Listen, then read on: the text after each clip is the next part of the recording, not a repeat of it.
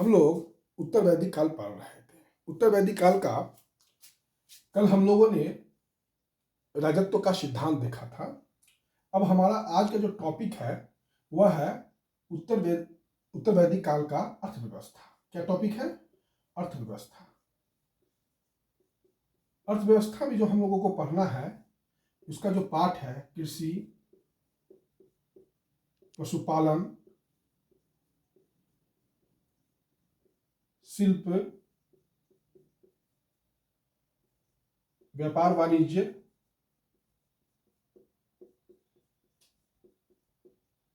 मुद्रा और नगर, इतना सब टॉपिक पे हम लोगों को अर्थव्यवस्था के बारे में पढ़ना है। देखिए, कृषि संबंधित सारा जो जानकारी है हमें इस काल के शतपथ ब्राह्मण से मिलता है। किस ग्रंथ से मिलता है? शतपथ ब्राह्मण से मिलता है। हमें किस ग्रंथ से मिलता है? शतपथ ब्राह्मण से। जुताई, बुआई, कटाई, मराई, ये सब कृषि कर्म होते हैं और ये सारा जानकारी हमको शतपथ ब्राह्मण से मिलता है। इस काल में, उत्तर वैदिक काल में, ग्रंथ है काठक संहिता और इस ग्रंथ से हमें सूचना मिलता है कि 24 बैल से हमें कृषि खेती की जानकारी मिलती है। 24 बैल से हमें खेती की जानकारी मिलती है। इसी काल का ग्रंथ है अथर्ववेद और इस ग्रंथ से हमें जानकारी मिलती है कि पृथ्वी सेन ने कृषि और हल को जन्म दिया। कृषि और हल को जन्म दिया। कहने का अर्थ कि इस काल में आकर कृषि प्राथमिक पेशा बन गया। ऋग्वैदिक काल में यह द्वितीयक पेशा था या गौण पेशा था। इस काल में आकर कृषि जो है प्राथमिक पेशा बन गया।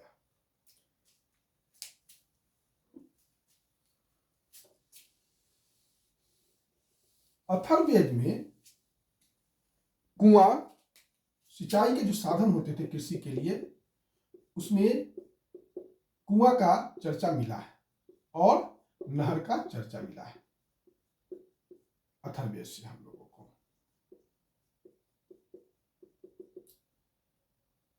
इस काल में कौन कौन फसल उपजाया जाता था? तो इंपॉर्टेंट था आपका धान और गेहूं। ऋग्वैदिक काल में क्या था? जौ। अब क्या हो गया? धान और गेहूं। धान और गेहूं, धान इसलिए उत्पादन बढ़ा क्योंकि आज अब गंगा जमुना द्वाब में आ गए। गंगा यमुना द्वाब में आ गए और ये क्षेत्र जो है धान के फसल के लिए बहुत ही उपयुक्त जगह है। गंगा जमुना द्वाब को वैदिक ग्रंथों में ब्रह्मर्षि प्रदेश भी कहा गया है। ब्रह्मऋषि प्रदेश भी कहा गया है। जिस तरह सतलज और यमुना के क्षेत्र को ब्रह्मवर्त कहा गया है, उसी प्रकार गंगा यमुना द्वाब के क्षेत्र को ब्रह्मऋषि प्रदेश कहा गया है। यजुर्वेद में हमें फसल के संबंधित जानकारी मिलती है। यजुर्वेद से हमें फसल का जानकारी मिलता है। किस ग्रंथ से मिलता है? यजुर्वेद से। कौन कौन फसल का जानकारी मिलता है? तो धान के लिए व्रीहि शब्द आया है। धान के लिए या चावल के लिए व्रीहि शब्द आया है और चावल का जो प्रमाण हमें मिला है वो दो जगह से मिला है, अतरंजी खेरा और हस्तिनापुर। अतरंजी खेरा कहाँ है? उत्तर प्रदेश के एटा जिले में। और हस्तिनापुर कहाँ है? उत्तर प्रदेश के मेरठ जिला में। चावल, धान के बाद जो साक्ष्य मिला है वह है यव, जिसको जौ कहते हैं। गेहूं, गोधूम, गेहूं के लिए गोधूम शब्द का प्रयोग हुआ है। और मसूर भी मिलता था, मूंग भी मिलता था, उड़द दाल भी मिलता था। उड़द दाल को माना कहा गया है, मूंग को मुरद कहा गया है। ये सब भी जो है हमें उत्तर वैदिक काल में प्रमुख फसल उपजाया जाता था। यह है आपका कृषि। कृषि के बाद अब हमारा नेक्स्ट पॉइंट है पशुपालन। कौन सा पॉइंट है? पशुपालन।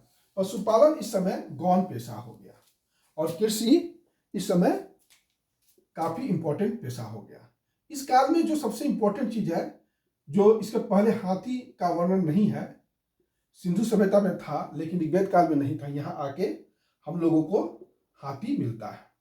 और वैदिक ग्रंथों से हमें सूचना मिलती है कि गाय और बैल को नहीं मारना चाहिए क्योंकि ये पृथ्वी को धारण करते हैं। गाय और बैल को नहीं मारना चाहिए क्योंकि ये पृथ्वी को धारण करते हैं। इसका अर्थ यह हो सकता है कि अब अर्थव्यवस्था कृषि पर आधारित हो गई और अगर इसकी हत्या कर दी जाएगी तो कृषि जो है आपका प्रभावित हो सकता है। इस काल में जो सबसे इंपॉर्टेंट चीज है, भैंस भी आया। और भैंस के आने से क्या हुआ? दलदली क्षेत्र में कृषि का विस्तार हुआ। दलदली क्षेत्र में कृषि का विस्तार हुआ। ये भैंस के आने से फायदा हुआ।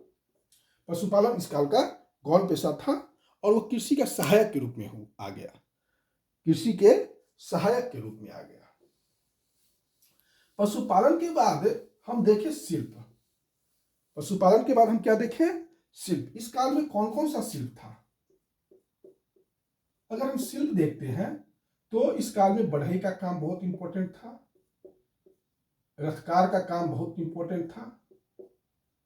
आप ऋग्वेदिक काल पढ़ाते समय मैंने बताया था सूत, जो इसको सारथी कहा जाता है, काफी रत्नीन के थे। इन लोगों का समाज में भी ज्यादा प्रतिष्ठा था। कुम्हार का, जो बर्तन बनाने वाले होते थे, और भी लोहार का। इन लोगों का काफी, चूंकि लोहा का काफी समय यूज हो रहा था, कृषि में ही जो इतना डेवलपमेंट हुआ तो लोहा के कारण ही हुआ।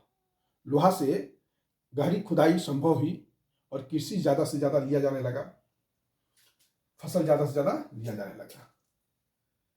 इस समय हमें 4 प्रकार का बर्तन मिलता है। इस समय हमें कितने प्रकार का बर्तन मिलता है? 4 प्रकार का बर्तन मिलता है। लाल मृदभांड, काला मृदभांड,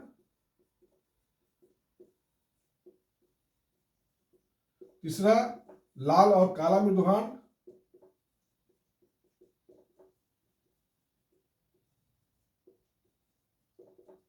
और चौथा चित्तित धूसर मृदभांड। ये इस काल का 4 रंग के बर्तन मिलते हैं। वैदिक आर्यों का प्रिय मृदभांड कौन था? तो लाल मृदभांड था, प्रिय मृदभांड। और चित्तित मृदभांड जो था वो लोकप्रिय मृदभांड था। अगर आपसे परीक्षा में पूछा जाए कि वैदिक आर्यों का प्रिय मृदभांड कौन था, तो आपका जवाब होगा लाल मृदभांड। अगर आपसे ये पूछ लिया जाए कि लोकप्रिय मृदभांड कौन है, तो आपका जवाब होगा चित्तित धूसर मृदभांड। ये इस समय का कुछ आपको शिल्प के संबंधित जानकारी है। देखिए, इस समय जो है कपास नहीं मिला है। ऋग्वेद में भी कपास नहीं मिला है, ध्यान रखिएगा। ऋग्वेद में भी कपास नहीं मिला है और यहां भी कपास नहीं मिला है। तो वस्त्र जो होते थे ऊनी ही होते थे। वस्त्र क्या होते थे? ऊनी ही होते थे। और सिलाई का काम जो है, बुनाई का काम जिसको आप कह सकते हैं, सिलाई या बुनाई जो कह लीजिए, वो महिलाएं ही करती थी। वो कौन करती थी? महिला करती थी। और कढ़ाई करने वाली स्त्री को पेशस्करी कहा गया है। कढ़ाई करने वाली स्त्री को क्या कहा गया है? पेशस्करी। ये ध्यान रखिएगा। आपको पता ही होगा कि उत्तर वैदिक काल में आकर लोहा मिलने लगा। लोहा का उपयोग व्यापक मात्रा में होने लगा। तो इसके लिए ऋग्वेद में, उत्तर वैदिक ग्रंथों में अलग अलग नाम आए हैं। परीक्षा में पूछा जाता है प्रायः। जैसे आपसे पूछा जा सकता है जैसे अथर्ववेद में तांबा के लिए लोहित अयस शब्द का प्रयोग हुआ है। देखिए थोड़ा सा यहां पर ध्यान रखिएगा। और लोहा के लिए श्याम अयस शब्द का प्रयोग हुआ है। श्याम अयस शब्द का प्रयोग हुआ है। लोहित तांबा के लिए हुआ है, ठीक, और श्याम लोहा के लिए हुआ है। श्याम का अर्थ होता है काला। और देखिए लोहित जो जब कोई चीज बहुत गर्म हो जाता है तो लाल हो जाता है, और कॉपर जो होता है वो लाल ही होता है, इसलिए लोहित इसका नाम पड़ा। लोहा को भी आप गर्म कीजिएगा तो लाल लाल हो जाता है ना। उसके बाद जैमिनीय ब्राह्मण में लोहा के लिए कृष्ण अयस शब्द का प्रयोग हुआ है। कृष्ण अयस, कृष्ण काला को कहते हैं, इसलिए कृष्ण अयस शब्द का प्रयोग हुआ है। यह है आपका उत्तर वैदिक काल का शिल्प। अब हम लोग शिल्प के बाद व्यापार वाणिज्य पढ़ें।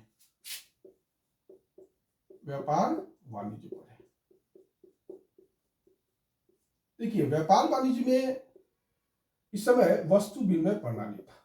कैसा था? वस्तु विनिमय प्रणाली था।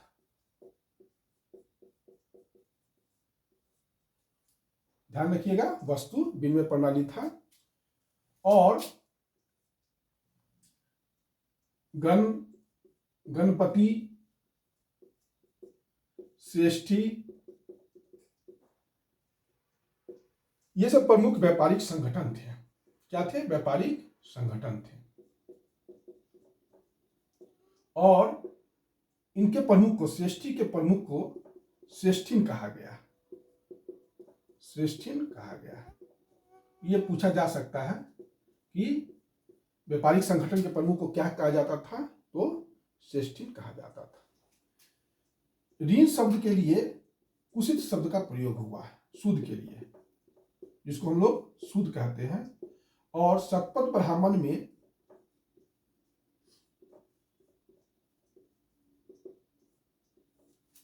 कुशिदीन शब्द का प्रयोग हुआ है सूदखोर के लिए।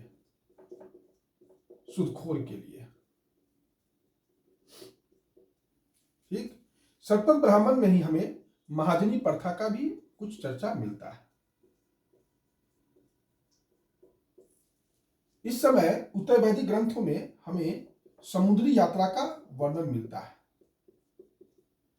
इन लोगों को पूर्व और पश्चिम दोनों समुद्र का ज्ञान था, और हो सकता है कि समुद्री व्यापार भी इस समय बहुत कम मात्रा में होता होगा। यह है व्यापार वाणिज्य। व्यापार वाणिज्य के बाद मुद्रा।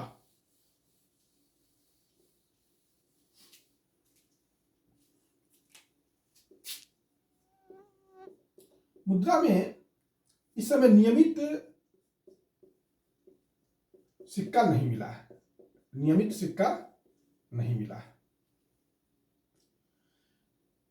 ऋग्वेद काल में भी नियमित सिक्का नहीं मिला है। लेकिन क्या क्या मिला है? तो निष्क का चर्चा हम किए थे आपको। स्वर्ण सिक्का, स्वर्ण का गला में पहनने वाला था आभूषण।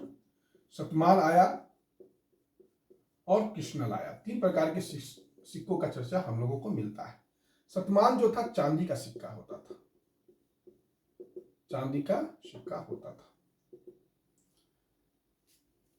चांदी शब्द का पहला बार उल्लेख अथर्ववेद में हुआ है। चांदी शब्द का पहला बार उल्लेख किस ग्रंथ में हुआ है? अथर्ववेद में हुआ है। सिंधु सभ्यता में चांदी सबसे पहली बार मिली है, लेकिन ऋग्वैदिक काल में फिर नहीं मिलता है। लेकिन चांदी जो है अथर्ववेद में आकर, अथर्ववेद के ग्रंथ में हमें चांदी का चर्चा मिलता है। तौल की, अच्छा, माप और तौल थोड़ा सा हम एक लोग देख लेते हैं। रत्ती और गुंजा जो था तौल की इकाई थी। रत्ती और गुंजा क्या था? तौल की इकाई थी।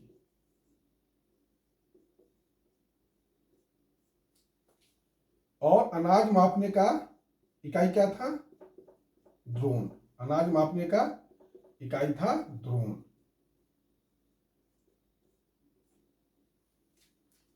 यह हो गया आपका मापतौल। और इसके बाद है नगर। तैतरीय अरण्यक में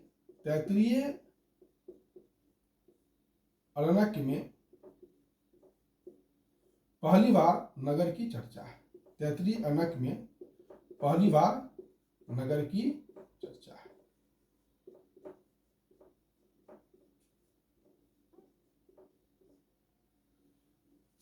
यही है आपका उत्तर वैदिक काल का अर्थव्यवस्था। आज क्लास इतना ही। कल हम लोग उत्तर वैदिक काल का समाज और संस्कृति पढ़ेंगे। आप लोग डेली का काम डेली कीजिए। और हम जो तैयारी करा रहे हैं वो सिविल सर्विसेज का जो पाठ्यक्रम है या राज्य सिविल सर्विसेज का जो पाठ्यक्रम है उसका सबसे बेहतर क्या तरीका हो सकता है कम समय में इतिहास को पढ़ने का।